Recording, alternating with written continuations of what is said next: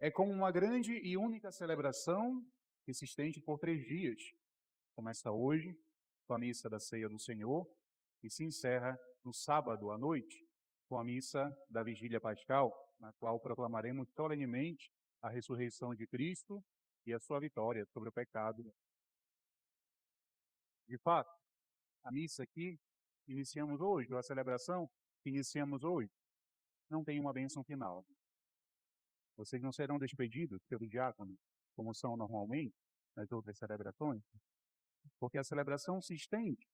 Amanhã, quando vamos então meditar o sacrifício de Cristo na cruz, até o sábado, quando com o círio pascal aceso, vamos então engrandecer com toda a igreja, brilhando de glória pela ressurreição de nosso Senhor. Hoje, nessa primeira parte do tríduo, início desta grande celebração, todos nós somos chamados a meditar sobre o amor que Deus tem por cada um de nós. O evangelho de hoje, de fato, que foi acabado de proclamar pelo diácono, vai justamente nos dizer isso, que, tendo amado os seus que estavam no mundo, Jesus amou-os até o fim. E esse amor, então, se manifesta de 3 formas principais nesse dia. A primeira, a Santíssima Eucaristia. O amor que Deus tem por cada um de nós fez com que seu amado Filho, após ter cumprido a sua missão nesse mundo, após ter pago a conta pelos nossos pecados, reaberto as portas do céu e nos dado tudo aquilo que nós precisamos para assegurar a nossa salvação, ainda quis ficar conosco, de acordo com suas palavras, antes de voltar ao céu, todos os dias, até a consumação dos séculos. De fato, de todas as presenças que o Senhor Jesus tem na sua igreja, a Eucaristia é a mais excelente. A Eucaristia é a presença real. Seu corpo, sangue, alma e divindade. Os santos, ao meditar sobre o mistério excelso da Eucaristia, chegavam à seguinte conclusão: Cristo poderia muito bem ficar no sacrário gloriosamente, como apareceu na Transfiguração. Cheio de luz, cheio de esplendor, com a sua majestade inteira visível diante dos nossos olhos. Mas os mesmos santos se perguntavam: mas e se ele tivesse ficado assim? Será que me aproximaria dele? Será que eu ousaria me aproximar do sacrário como eu faço aqueles que visitam Nosso Senhor no sacrário? Claro. Será que eu ousaria me aproximar tanto dele se ele estivesse ali com toda a sua majestade visível? Será que aquilo, ao invés de me atrair, não seria alguma coisa que iria me impedir para longe? E os santos dizem, pensando nisso, Jesus quis ficar oculto sob o véu das espécies eucarísticas. É Ele quem está no sacrário. É a Ele que nós adoramos quando nos ajoelhamos diante da Eucaristia. É Ele que nós recebemos em toda a celebração eucarística, quando chega o momento da comunhão. É Ele que nós adoramos nas adorações, fora da missa, ou quando Ele está dentro do sacrário. Mas não vemos a sua majestade, nem a sua humanidade. É a nossa fé que alimenta esse relacionamento eucarístico que todos nós somos chamados a ter com o Senhor. Amor. Porque Cristo fica na Eucaristia por cada um de nós. Esse amor, nesse dia tão especial, faça cada um de nós colocar a mão na consciência neste exato momento. Não olha para a vida do outro, não. Olha para a tua. E te pergunta, quantas vezes por ano você visita o Senhor no sacrário? Segundo ponto. Amor que se manifesta no sacerdócio ministerial. Jesus, na última ceia, e daqui a pouco o Padre Antônio e eu vamos repetir essas palavras na consagração. Após instituir o sacratíssimo mistério do seu corpo e do seu sangue, vai finalizar com a seguinte frase: fazei isto em memória de mim. Para que esse sacrifício se perpetuasse de geração em geração. Mas Jesus tinha que voltar ao céu? Sua missão tinha sido finalizada, embora fique na Eucaristia, mas ele gloriosamente está lá, ao lado de Deus Pai Todo-Poderoso. Os apóstolos não eram imortais, chegou um momento em que eles também foram chamados à casa do Pai. E justamente por isso, nessa noite sagrada, há mais de 2000 anos, ele então institui o sacerdócio ministerial, concedendo aos seus apóstolos o poder de repetir aquilo que ele tinha acabado de fazer.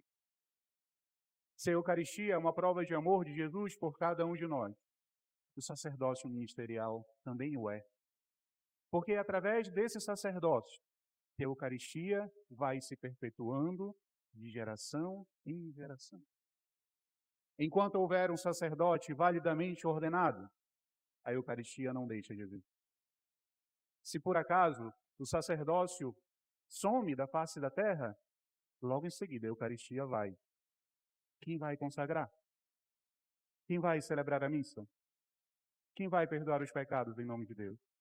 Quem vai levar o consolo da unção dos enfermos e da bênção apostólica àqueles que estão precisando nos hospitais, nas casas, para se recuperarem ou então partirem para a casa do Pai? É prova de amor que Cristo, com tudo que ele estava passando, pensou também nesta parte do amor que ele sente por nós. Por isso, queridos irmãos e irmãs, todos nós somos chamados a rezar sempre pelos nossos sacerdotes, para que sejamos fiéis à missão que Deus nos concedeu. Hoje, pela manhã, eu lia no status de um seminarista, daqui a alguns anos, com graça de Deus, será sacerdote. E ele colocava ali um trecho de um dos documentos da igreja, que dizia o seguinte: o presbítero se santifica pelo exercício do seu ministério. Olha que coisa bonita. Nosso caminho de santificação dos padres é fazer exatamente o que eu estou fazendo agora. É fazer exatamente o que o Padre Antônio faz aqui na nossa paróquia também, todos os dias. Celebrar a missa, ouvir as confissões, levar a unção dos enfermos, acolher as pessoas, consolar, corrigir, santificar, governar. É assim. Não é outro caminho. É esse. E veja como o amor de Cristo é tão grande que, ao nos permitir que nós, padres, nos santifiquemos com esse exercício, vocês também são santificados dentro desse ministério. Porque fomos ordenados para vocês, não para nós. Por isso, rezem por nós. Mas não rezem só por aqueles que já somos padres. Rezem e tenham coragem, guardem bem no coração isso, de pedir ao Senhor vocações sacerdotais na família de vocês, dos vossos filhos, dos vossos netos, dos vossos sobrinhos. Não é querer que o sacerdote saia da casa do vizinho, também, mas que saia dentro da minha casa. Que alegria para uma mãe, para um pai, que alegria para uma família poder testemunhar que do seu sangue, que da sua geração, saiu um sacerdote. Assim como que alegria quando saem vocações matrimoniais, religiosas, missionárias e todas as outras. Mas pedir para casar já é mais fácil nas famílias, né? Rezar por um bom casamento já é mais fácil. São José que o diga, né? Mas experimenta e tenha coragem de pedir por sacerdote da tua casa, da tua família, do teu sangue. Terceira parte desse grande amor que Jesus institui nos dias de hoje é justamente quando ele diz: amai-vos uns aos outros, como eu vos amei. Santa Teresinha do Menino Jesus, ao meditar sobre isso, vai afirmar com a sabedoria de uma doutora da igreja, como ela é: a caridade, dizia ela, não é um sentimento, é obra, é comunhão. E esse amor que Jesus vai dizer para os seus apóstolos viverem, ele pratica no lava-pés, que daqui a pouco eu vou repetir. Nesse gesto em que os servos faziam isso com seus senhores, Jesus se abaixa mais ainda, porque já tinha se abaixado para assumir a nossa natureza, mas se abaixa mais ainda, assumindo a condição de servo, e lava os pés dos seus apóstolos, inclusive de Judas Iscariote. Também ele teve seus pés lavados por ele. E o que significa isso para cada um de nós, queridos irmãos e irmãs? Caridade não é só para aqueles que eu amo. Caridade não é só para aqueles que me fazem o bem. Caridade não é só para aqueles que não pensam diferente de mim, ou que não me contrariam, ou que não me contradizem, ou até mesmo que não me perseguem. É muito fácil ser bonzinho com quem é bom com a gente. O Senhor lavou os pés do traidor. O Senhor lavou os pés daquele que o nega 3 vezes. O Senhor lavou os pés dos outros 10 que fugiram covardemente na sua paixão. O Senhor lavou os pés do discípulo amado, que ficou fiel a ele na cruz. Assim como Deus, já diz Jesus em outra parte do Evangelho, faz chover sobre justos e injustos, a caridade, ouçam bem, deve ser praticada com todos. Esse é o ato heróico que nós somos chamados a fazer. Pensa na tua vida. Pensa na tua história. E pensa de que maneira o Senhor te está chamando a viver esse amor, que é o amor dele, é como ele ama, é como ele quer. Pense. Está te incomodando? Está doendo no teu coração agora? Que bom. Porque aí está a oportunidade de você praticar essa caridade a nível heróico. Heróico. E que alegria você vai sentir quando conseguir fazer isso. Vai por mim. Que alegria você vai sentir quando mesmo que a pessoa não mude, mesmo que ela continue do jeito que ela está, isso não vai ser um obstáculo para que você pratique essa caridade. Deus morreu por nós, já diziam os apóstolos, já santificados e convertidos, né? Com a sua missão apostólica na igreja. Jesus morreu por nós quando todos nós éramos inimigos dele, porque estávamos presos no pecado. E mesmo assim, deu a vida. Deu a vida por nós que estamos aqui agora nessa igreja, reunidos para a Santa Ceia, com a oração coleta da missa, acabou de rezar.